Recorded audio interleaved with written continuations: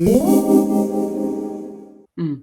So another one of the things that gets talked about in like this like conversation about Bart Ehrman is like his early theology. So if you like ever heard about like his deconversion, he talks about being in grad school and trying to resolve like a supposed contradiction in the Bible, Yeah. and he does this elaborate attempt, and his professor just says like, "Hey Bart, like what if like Mark just made a mistake?" And this is at least according to him like how his like faith starts to like unravel. So Yeah. could you just talk a little bit about like what his early theology was and like is it errant? Like how should we like kind of like look at it? Yeah. So he went to Moody Bible Institute, and this is some, if I'm remembering my years, this is some 40 years ago. And so Moody was even more conservative, than it is today, I would argue. And so back then, just think very rigid fundamentalist views. And so that's sort of where he comes from. He didn't grow up a Christian. He became a Christian and was Episcopalian. Which if you became a Christian, boy, I would avoid that denomination. Uh, so yeah, but as he learns more about textual criticism, he sees that the Bible is very much a human book.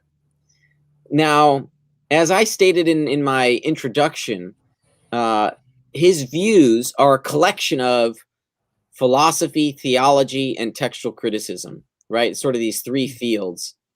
And Ehrman frequently says that it wasn't textual criticism, but the problem of evil that led him to leave the Christian faith. And so while he, in Misquoting Jesus, doesn't really talk about it all that much, you can see some views, some doctrinal views of the text coming forward. So you see his theology a little bit. And so in the introduction, he does sort of defend or describe that his view was included verbal plenary preservation, which is the notion that if God really did inspire the originals, well, surely he would have also inspired the process through which this text would continue throughout the generations.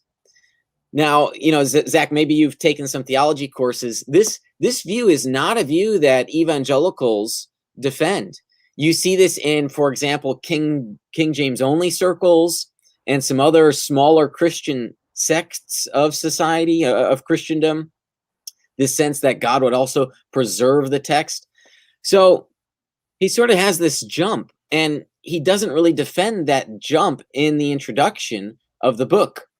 And so that's one thing that I sort of say. And I mean, I wouldn't say call him out on, because maybe there's an argument that could be made there. It just hasn't been made. And granted, some of his followers on the website, also point this out. They're like, yeah, you're right. It doesn't mean there's not an argument. And I said, yeah, you're right. So so what is it? And so I'm still waiting for this argument to defend preservation.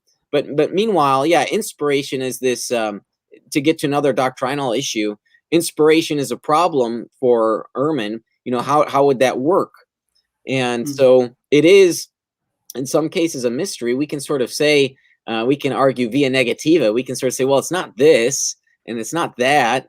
But we don't exactly know. I mean, and even the Chicago Statement on Biblical Inerrancy has some material on inspiration and basically punts to mystery, saying we don't know. We recognize this as matter of fact. So yeah, that's again maybe a longer answer to your question on Ehrman, the early Ehrman's views.